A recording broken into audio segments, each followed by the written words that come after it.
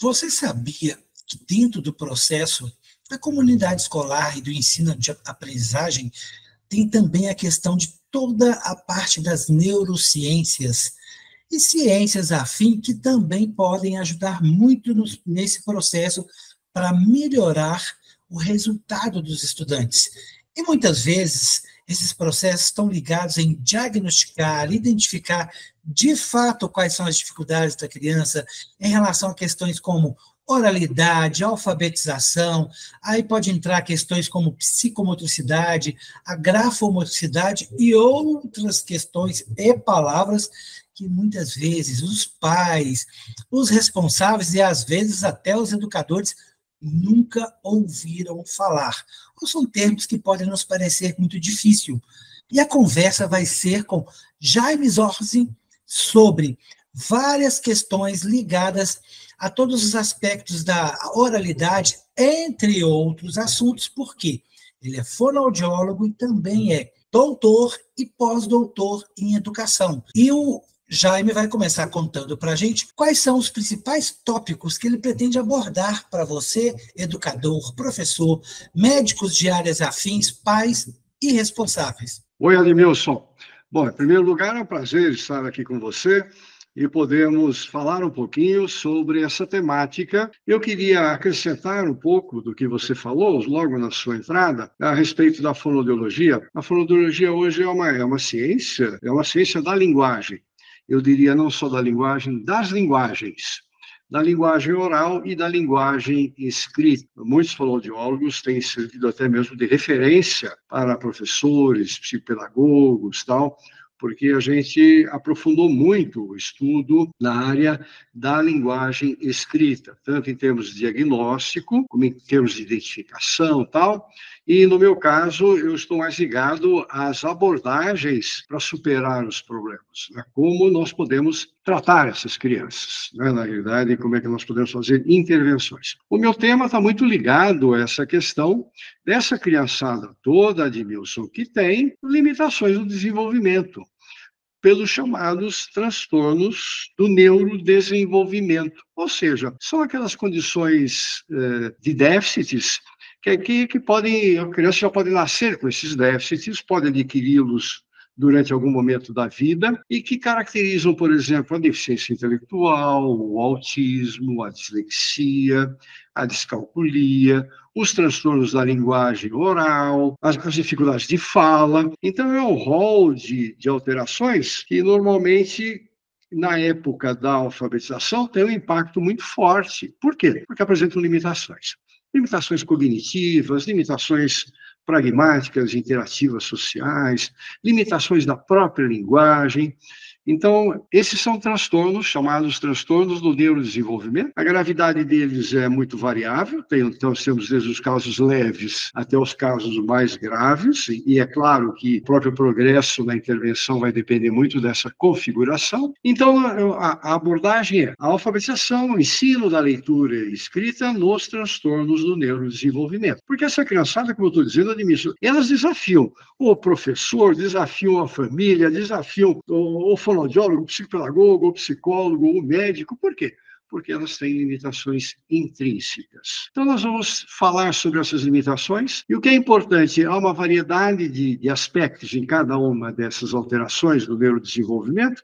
Por exemplo, o autista ele tem uma limitação muito forte pragmática, interativa, social, então vai repercutir no campo semântico da compreensão da linguagem, vai repercutir também na aquisição de habilidades básicas. O deficiente intelectual, ele tem um déficit cognitivo, né? A deficiência intelectual, ela se caracteriza por um déficit cognitivo, que resulta numa dificuldade de aprendizagem, inclusive da linguagem, e tem seus impactos também na questão da alfabetização e na interpretação de textos, na elaboração de textos. Eles vão ser marcados por essa deficiência. Então, isso é típico. Então, é interessante a gente pensar que dentro das atipias, ou seja, dentro do desenvolvimento não normal, nós temos aquilo que é normal, aquilo que é típico. Então, determinados padrões que a gente já sabe que pode observar. Nós temos aí os transtornos de linguagem, aquela criançada que já começou falando tarde, com dificuldade, demorou, às vezes alguma dificuldade de compreensão da própria estrutura da linguagem,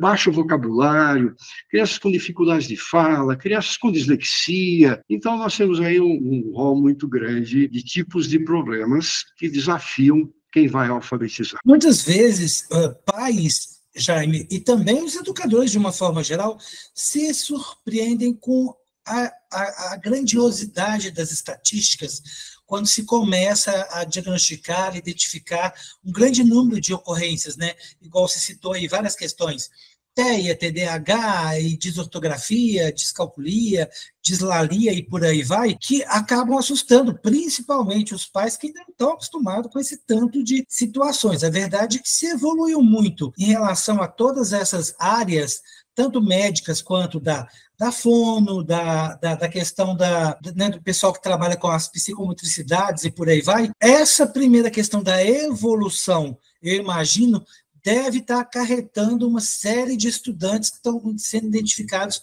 com esses distúrbios, transtornos. Nos últimos anos, eu queria te perguntar, o que você tem percebido mais ou tem acompanhado nas pesquisas em termos de, a gente vamos chamar de condições, que tem chegado mais para os profissionais das áreas como você trabalhar e ajudar a fazer intervenção, quer seja intervenção mesmo ou com a questão do medicamento? Ô, Edmilson, na realidade, a própria Organização Mundial da Saúde tem uma estimativa, que, se bem que não totalmente precisa, mas uma estimativa de que 10 a 15% da população pode apresentar algum tipo de problema que impacta na escolaridade, na performance, no desenvolvimento, na aprendizagem.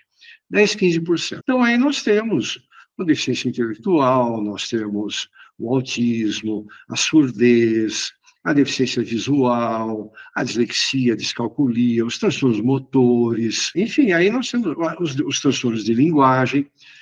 É claro que nessa diversidade toda de perfis, o déficit de linguagem está sempre presente.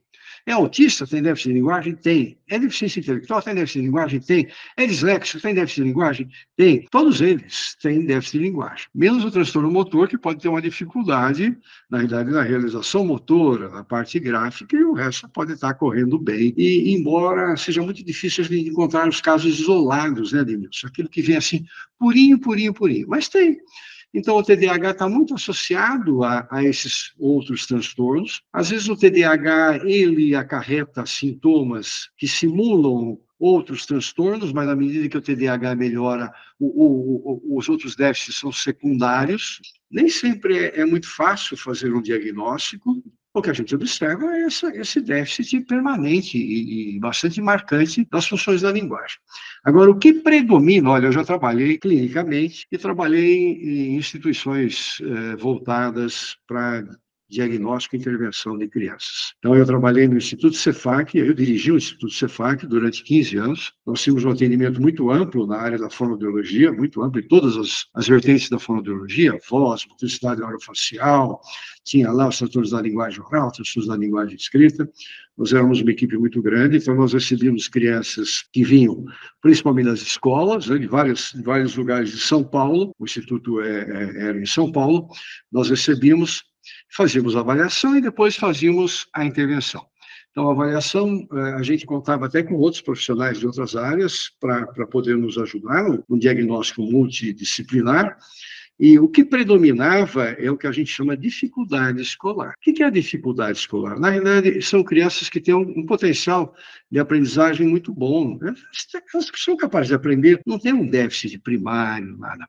Mas que, via de regra, o modo de ensinar não combina com essas crianças e elas não aprendem. Quando a gente muda a metodologia, muda a intervenção, essas crianças dão um salto muito rápido. Então, veja bem, nós temos avaliações do Sistema Nacional de Avaliação, dos estados, dos municípios, do próprio MEC e tal, que mostram que Na média nacional, 55% das crianças, no final do terceiro ano, não têm uma condição satisfatória para ler e escrever. Muitos estão plenamente analfabetos. 55%, Deus, 55%. Na média, tem estado que bate 80%, 78%. E daí vai. Então, na média, né, pegando os melhorzinhos e pegando os menos, os piores, nós temos aí 55% média nacional.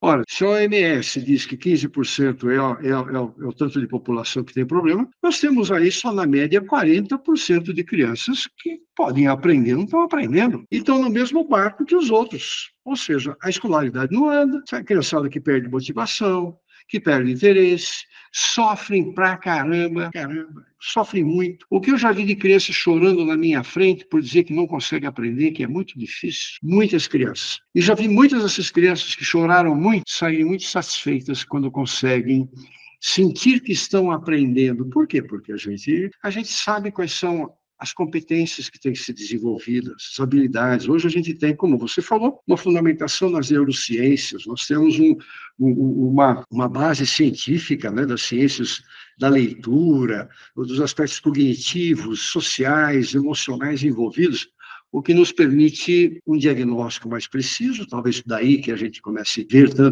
tantas crianças com problemas, né, diferentes problemas, e nós temos condições de intervenções mais eficazes. Tá? Durante o trabalho nesse instituto, muitas vezes nós recebíamos muitas crianças de uma mesma escola. Vamos supor que uma escola descobriu a gente. Foi lá uma criança, começou a ser avaliada, deu certo, tal. Mas aí aparecia aquele mundaréu de crianças daquela escola. Muitas vezes eu entrava em contato com os diretores das escolas e nós propunhamos uma formação dos professores para melhorar o dia a dia deles na sala de aula, com intervenções, com métodos, ou com recursos mais apropriados. E o que acontecia? Automaticamente diminuía o número de atendimentos. O número de atendimentos diminui. Por quê?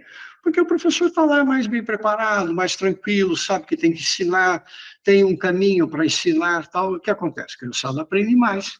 Não precisa mandar para o fonoaudiólogo, para o psicopedagogo, para o psicólogo, para o médico. Não precisa estar aprendendo. Né? Pode aprender um pouquinho mais rápido, um pouquinho mais lento, isso é o normal.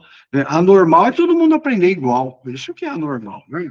Dá para existir um lugar no mundo onde todo mundo aprende igual, no mesmo tempo, na mesma profundidade. A gente precisa descobrir cadê esse lugar. É só na cabeça das pessoas que esse lugar existe. Né? E, na realidade, a diversidade é o que impera. Então, esses são temas fundamentais para a gente pensar, para podermos receber. Quando a gente recebe essa criançada toda, nós temos que ter procedimentos de intervenção, e a gente tem até a chamada RTI, né? Resposta à intervenção, quando você trabalha com a classe toda e já vê aqueles que evoluíram só pelo trabalho dirigido que foi feito, aí fica uma turminha que está com mais dificuldades, aí se faz uma segunda tipo de intervenção mais pontual, mais frequente com aquela turminha, aí normalmente se observa que uma boa parte já também dá um salto, e fica um pequeno número que normalmente é a turminha que tem dificuldade mesmo. O que a gente vê é que o número de encaminhamentos é monstruoso e não procede. A maior parte dos encaminhamentos eram para ser resolvidos dentro da sala de aula, não é? Não precisava de coisa fora. Nós temos que dedicar os nossos recursos, principalmente os recursos públicos, para atender aquelas crianças que de fato têm problemas, né? Porque o resto tem que ser resolvido dentro da escola. Eu faço uma comparação, Admilson, com lavanderia. Quando a gente vai lavar calcinha, cueca, sutiã, camiseta, tal, calça, blusa leve, a gente precisa mandar para a lavanderia? Não, eu lavo em casa, ué, que é a maior parte. Agora você tem um edredom, um cobertorzão pesado, uma colcha enorme, dá para lavar em casa? Não dá, manda para onde? Para a lavanderia. Então, a escola deveria resolver esses problemas banais de aprendizagem. Então, manda tudo para a lavanderia. Nós somos a lavanderia, manda tudo para a gente. Eu queria até aproveitar a comparação que você fez essa avaliação que você está fazendo no finalzinho da sua resposta, com a sua experiência, o que você já percebeu, e até desses contatos com educadores, com as escolas em gerais. Provavelmente não temos aí um problema de conteúdo de formação de professores, que poderia ter algumas questões a mais para ajudá-los a entender melhor o que são essas questões e lidar melhor com elas? Sim, claro, claro. Você sabe que a formação, por melhor que seja, ela sempre deixa aberto o mundo do conhecimento, e o conhecimento evolui cada vez mais. E dentro da pedagogia, os próprios professores relatam, isso é público, é notório, os próprios estudos mostram isso, né? Uma série de trabalhos, os próprios professores relatam que a formação deles na área de ensino da leitura e da escrita, principalmente da alfabetização, foi deficitária. Por exemplo, nós temos uma escrita alfabética. A escrita alfabética, ela demanda recursos fonológicos muito fortes. Ela demanda o que a gente chama de processamento fonológico.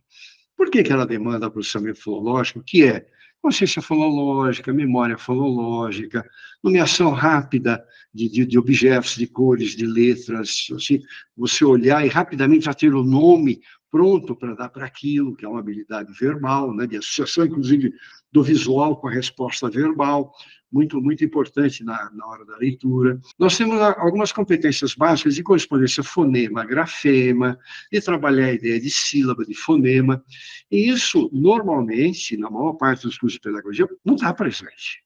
Então, como é que eu posso alfabetizar alguém que escreve alfabeticamente, ou seja, que usa letras que representam sons, se não me ensinaram que são fonemas, como eles se combinam em sílabas, como que a criança toma consciência da própria fala, como que ela pode melhorar recursos de memória para guardar essas informações de sons e juntar uns com os outros, como que é a letra e o som. Adianta eu só ensinar a letra, que a criança vai aprender? Pode aprender, mas não é a maioria, é a minoria, né? Porque muita gente fala, mas eu ensino desse jeito, aprende. Claro, mas quantos aprendem? E quantos deixam de aprender? Não é só olhar para aqueles que aprenderam, nós temos que olhar para quem não aprendeu. Então, de fato, há um déficit na formação que deixa esse aspecto linguístico da alfabetização, dessas habilidades linguísticas ou linguísticas cognitivas, de lado. E se trabalha muito numa prática mais de letramento, de exposição da criança a textos variados, a gêneros variados, a situações distintas de escrita, mas sem dar, talvez, a atenção necessária, aquele enfoque nos aspectos cognitivos e linguísticos, que não é questão de método, é uma questão de exigência do próprio sistema de escrita alfabético. Ele foi inventado em cima dos sons. As letras escrevem sons. Como é que eu vou saber o papel da letra, saber a letra, se eu não ligo isso com o mundo do som? Então, de fato, a gente vê. Nas nossas intervenções, quando a gente aborda essas habilidades, essas competências, a gente vê melhoras. Em geral, mesmo nos quadros aí dos transtornos de neurodesenvolvimento, a gente começa a ver progressos. Não importa se são mais lentos, importa é ver progresso, é levar a criança a caminhar nesse domínio, não é? Então, de fato, a formação ela tem um impacto muito forte nisso tudo. A gente pode dizer também, Jaime, que tem um aspecto genético hereditário, né, pelo fato dos pais terem problemas que às vezes nem eles sabem que tem, né? Às vezes, sei lá, vamos citar um exemplo, às vezes um autismo leve, né? Às vezes uma descalculia, coisas que passaram, né? Foi-se, digamos, entre aspas, empurrando com a barriga, né? Esses pais têm, quer dizer, esse processo do que você fala tem um pouco de genético hereditário nisso também, na formação, né, nessa questão do déficit, né, do aprendizado da criança, não só do déficit dos professores formados, né? E também, queria que você completasse na sua resposta, se vocês convivem muito com a dificuldade dos pais em aceitar e lidar com certos diagnósticos, porque entra muito a questão do preconceito. Sim, tem coisas curiosas nessa história toda para a gente conversar. Muitas alterações são hereditárias, realmente elas percorrem as famílias. Então você tem histórico, o avô teve, um primo teve, às vezes o pai ou a mãe, que nem sempre os pais conhecem bem as dificuldades de toda a família, né? Se a gente tivesse uma possibilidade de conhecer mais os detalhes, mas é muito comum os pais referirem a algum parente mais próximo, às vezes que pode ter o mesmo perfil. É o caso da dislexia, é o caso da descalculia, pode ser o caso do autismo. Então, o genético, ele é o que determina a hereditariedade, mas a gente pode ter alteração genética, não dos pais, durante a gravidez. Houve lá um fator agravante e tal, que alterou a genética. crônica na própria criança, e aí ela nasce com determinado tipo de problema.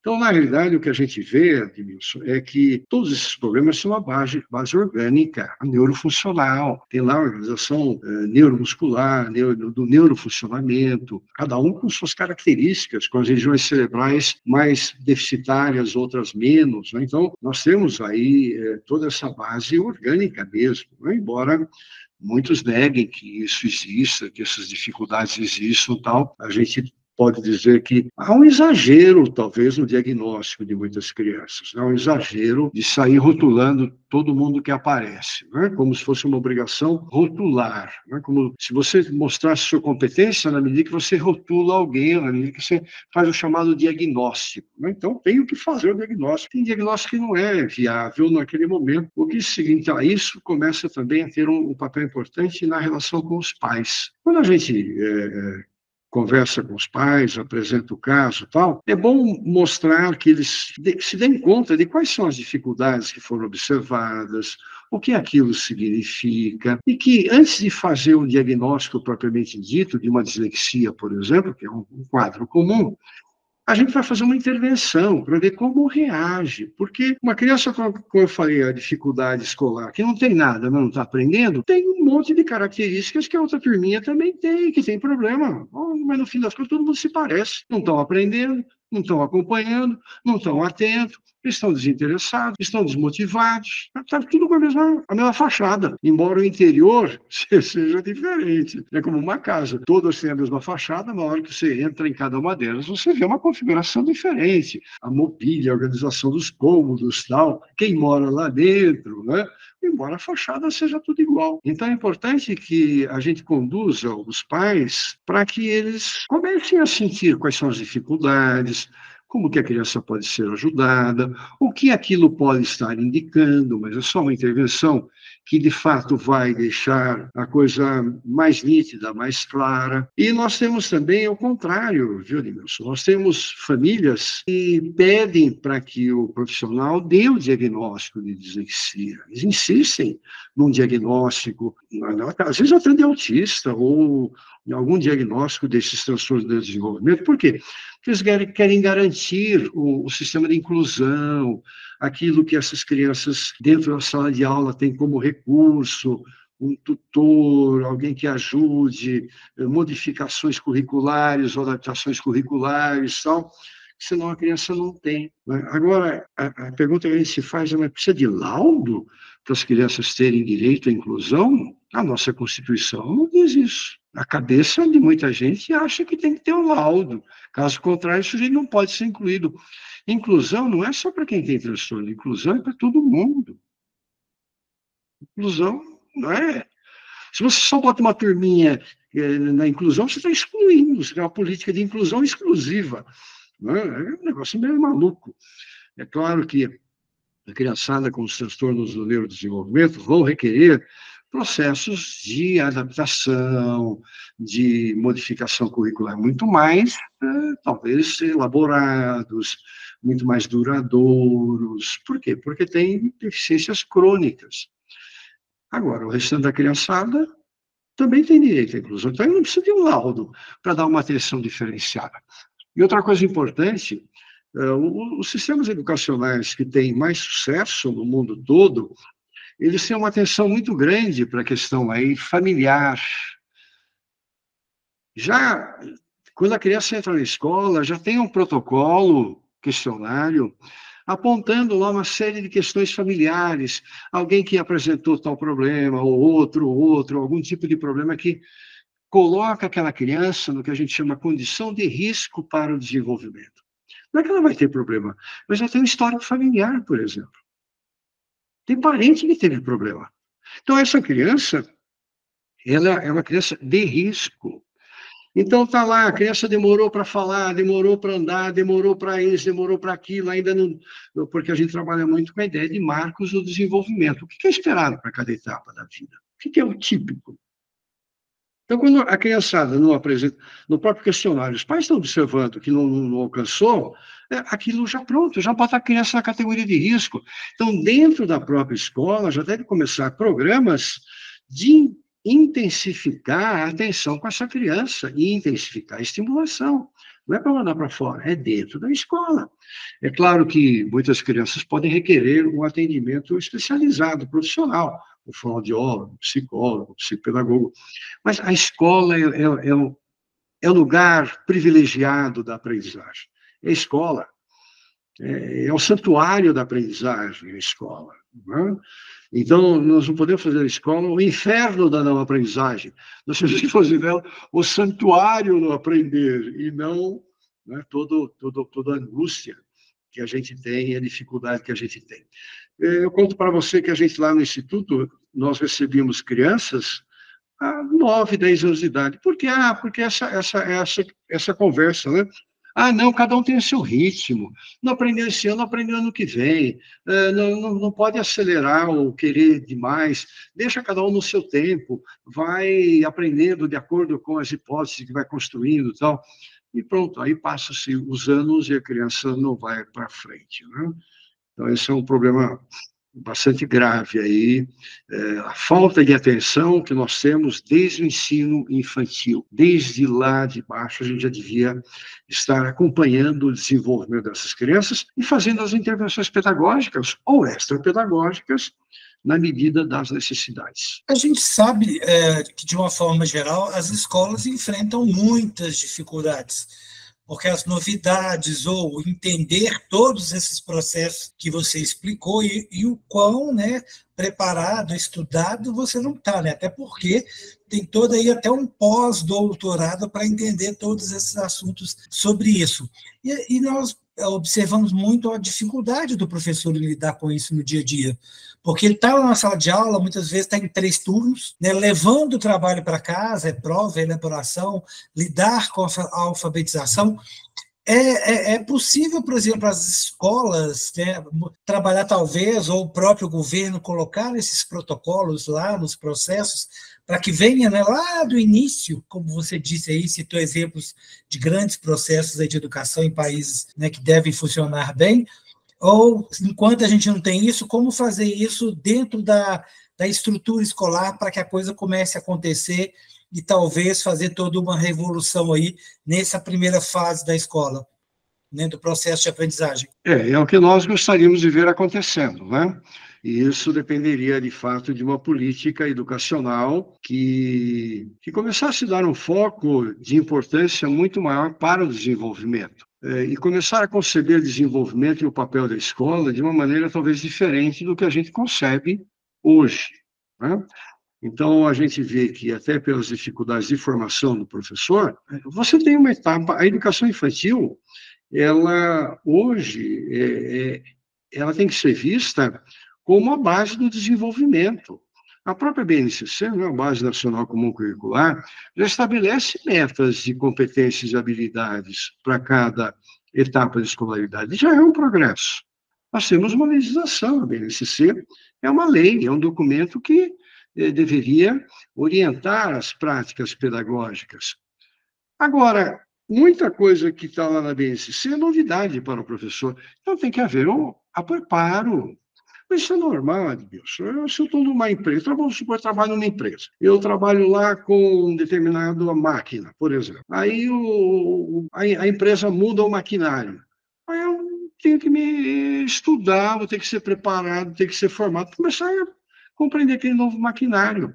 Ou eu uso um sistema, um aplicativo. Aquele aplicativo já não dá mais conta, aparece um aplicativo melhor. Eu vou ter que aprender aquele aplicativo melhor. Então, aprender parte da vida inteira da gente hoje. Mas já acabou aquele tempo que aquilo que a gente sabia era como que enciclopédico, durava para o resto da vida. Não tem mais isso. Não tem, né? As respostas não estão prontas. As respostas... O dia a dia é um desafio atrás do outro. Não tem dia com a mesma cara do outro. Então, nós temos que preparar o aluno para enfrentar a mudança. Mas a gente tenta enfiar na cabeça deles um monte de conhecimento, muitas vezes, que fica só na memória imediata, por dia da prova, depois joga tudo fora. Temos que ensinar essa criançada a pensar, temos que valorizar aquilo que a criança traz, temos que aprender muita coisa. Agora, o mundo está cheio de bons exemplos, por que nós não seguimos esses bons exemplos? Eu pergunto, está cheio. Tem sistemas educacionais aí que servem de referência. Eles podem não ser perfeitos, eu disse bons exemplos, eu não disse exemplos perfeitos, eu disse bons exemplos, de países que enfrentam dificuldades semelhantes às nossas. Nós temos países até mais pobres em termos de PIB do que o Brasil, mas que estão com uma escolarização melhor.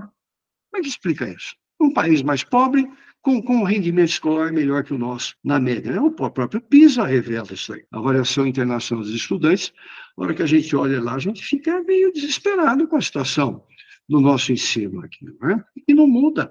Entra ano, sai ano, todo mundo, no dia que sai o resultado do PISA, vira a manchete nacional, mas é manchete de um dia. No dia seguinte está tudo igual, não teve mudança. Então, a gente precisa... na realidade, eu diria que tem projetos de longo prazo e muito abrangentes, que significa mudar o país, né? Mudar, porque, na realidade, a educação é a capacitação de pessoas para a vida social, para a vida do trabalho, que fazem o país ir para frente. Mas se a pessoa não está preparada, mal sabe ler e escrever, não sabe fazer cálculo, que é a marca registrada nossa é ler mal, escrever mal, compreender mal e não saber fazer cálculo. Mas você pode ter um progresso no país em que as pessoas não entendem o que leem, não sabem como escrever e não sabem fazer conta. É claro, não estou dizendo a exceção, né? Não estou dizendo a exceção. Estou dizendo aquilo que é nós somos uma população de 230 milhões de habitantes, quase, né? Não estou falando de 10 milhões que são privilegiados, 15 milhões, estou falando de 230. Então, agora, a gente pode começar a lamentar, né? Então, não tenho o que fazer. Tenho o que fazer. Tem. Eu posso me preparar melhor, eu posso buscar uma formação. Esse pessoal que vai para o Congresso está procurando o quê? Que a coisa chegue, bata na porta da casa deles? Não, estão indo atrás. Por conta própria, mas às vezes põe dinheiro no bolso.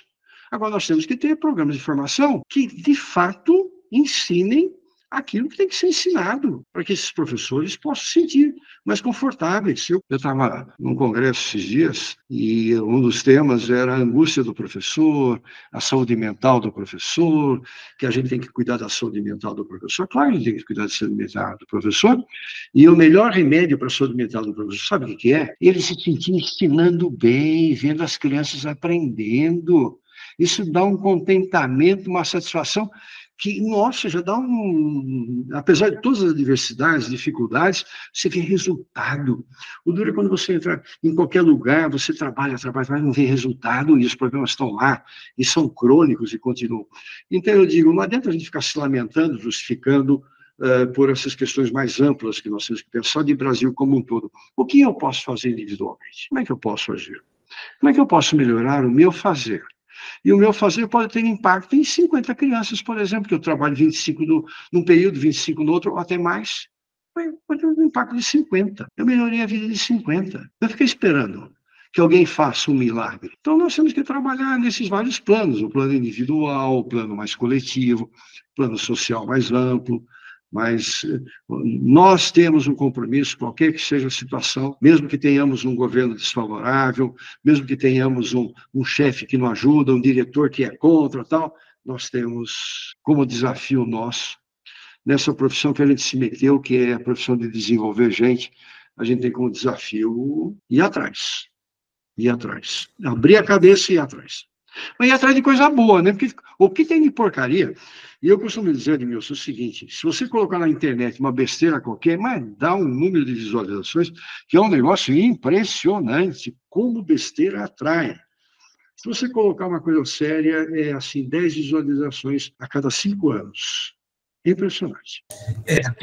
A questão é perfeita, e fica para você que está aí nos ouvindo no podcast, para você que está aí nos assistindo no canal do YouTube, o que cada um de nós pode fazer. Não estamos falando só com o professor, com o educador em geral, com o pai, com a mãe, com o responsável, mas nós também, cada um, tem uma responsabilidade em contribuir para melhorar o processo de ensino, porque se a gente fica só esperando o governo tomar iniciativas, o governo resolver as políticas e só políticas públicas, as mudanças não acontecem nunca. Você pode começar na sua casa, você pode começar na sua sala de aula com um aluno, depois com 2, depois com 3, é a turma, é a escola, é a rede privada, depois é a rede pública. Um passo depois do outro, as mudanças vão se dando, e aí cada um pode fazer a sua parte a partir disso. Um professor que vai observando o outro, vai aprendendo, vem aí, né, com a multidisciplinaridade, com as questões transversais, e também com a formação. Se você não tem recurso suficiente, né, se você não tem condição de bancar do próprio bolso por causa do salário e de outros problemas, né, vamos tentar fazer um grupo aí na própria escola, ou juntar 2 escolas, ou juntar uma rede, conversar com o prefeito, conversar com o vereador. Olha para vocês verem, a gente está em ano eleitoral, né? Que tal chamar aí os candidatos para uma discussão e ver o que eles podem fazer em prol da educação, da formação e qualificação do professor, para entender mais sobre essas questões. Quanto mais informação a gente tem, melhores decisões a gente toma e melhores processos para ensinar, que é para ajudar na alfabetização, e todo esse processo aí de trazer a criança para uma construção melhor dentro dos resultados da aprendizagem. Vamos melhorar esses déficits, né? Vamos tentar zerar, aproximar, enfim, evoluir para combater, sendo mais qualificados para essa questão.